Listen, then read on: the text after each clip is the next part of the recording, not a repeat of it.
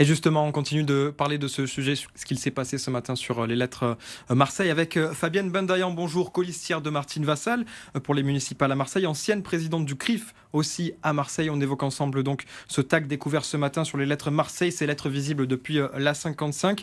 Elles ont été taguées aux couleurs du drapeau palestinien dans la nuit dernière. Fabienne Bendayan, quand vous découvrez ça ce matin, est-ce que vous avez été choquée?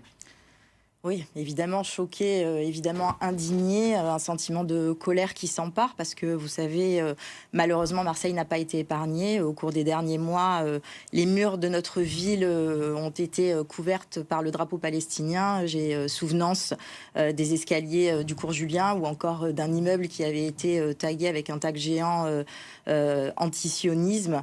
Donc oui, évidemment, stupeur et contrariété. Mais là, je crois que ça va au-delà de ce qui s'est déroulé au cours des dernières semaines, au cours des derniers mois, parce qu'on a touché à un symbole de Marseille. Mhm. On a touché à l'emblème de Marseille. Et là, effectivement, ça suscite des interrogations parce qu'on constate que malheureusement, l'importation de ce conflit sur notre sol, eh bien, on le sait, a attisé les haines, a attisé les fractures.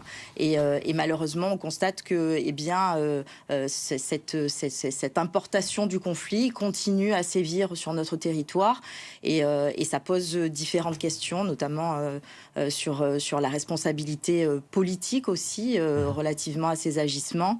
Et donc oui, c'est évidemment un sentiment de consternation. Quand on écoute les personnes qui réalisent ce genre d'action, vous parlez des escaliers, il y a donc les lettres cette fois-ci, ils parlent avant tout d'un message pour la cause palestinienne. Vous l'accueillez pas comme ça?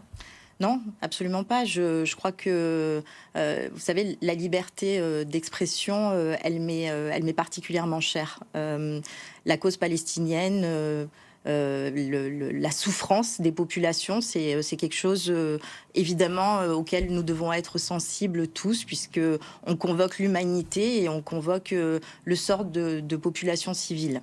Mais je crois que malheureusement, on a constaté que l'importation de ce conflit, comme je vous l'ai indiqué, qui attise, divise et exacerbe les tensions, finalement, eh bien, on doit souligner que c'est malheureusement quelque chose qui a créé une fracture au sein de la société marseillaise.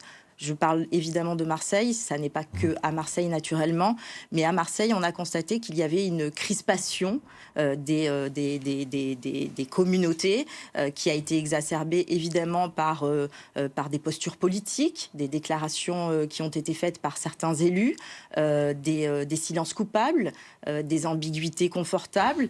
Et effectivement, en cela, eh bien, je considère que malheureusement, il faut garder à l'esprit que, vous savez, Marseille, c'est une ville-monde. Marseille, c'est une ville qui a vu les communautés vivre ensemble. C'est un exemple de vivre ensemble. Et on a constaté malheureusement, y compris à Marseille, que l'importation de ce conflit sur notre territoire avait alimenté les tensions et les divisions. Pour précision, quand même, vous parliez de décisions politiques. Tous les politiques marseillais ont condamné ce qu'on a vu ce matin devant Alors les pas lettres tous, parce que marseillaises. Sébastien Delogu, il n'a pas condamné. Il Oui, a on est sur- déploré le fait que ce soit un bâtiment public, mais pas tous n'ont condamné. Quand vous parlez d'action politique, on pense peut-être au maire. C'est Oui, lui qui, en tout cas, entre qui aurait autres. pu surtout agir. Il l'a condamné, évidemment, ce qui s'est passé ce matin. Vous disiez, voilà, c'est un sujet important, le Alors, conflit. il a condamné, effectivement, et c'est tant mieux. Je sais qu'il est intervenu également pour faire en sorte que les tags soient recouverts immédiatement. C'est dans la matinée, oui. Mais malheureusement, vous savez, ça ne sert à rien de vouloir essayer d'effacer la division qui existe malheureusement à Marseille quand on a exacerbé les tensions.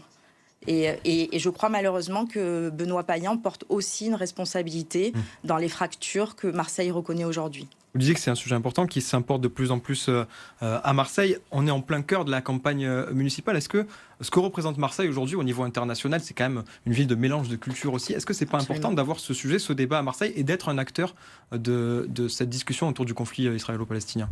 Mais on peut discuter de tout, il n'y a pas de souci. La difficulté, encore une fois, c'est que il ne faut pas que ça devienne le prolongement des fractures du monde. Marseille doit rester une ville unie, indivisible, où chaque citoyen peut effectivement avoir sa place. Moi, j'ai constaté trop de citoyens marseillais identité.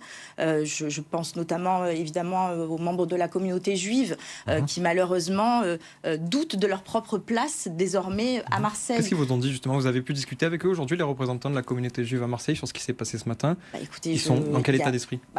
Il y a nécessairement, encore une fois, un sentiment à la fois d'indignation, d'exaspération, parce que encore une fois, ça n'est pas la première fois que de tels actes ont lieu à Marseille.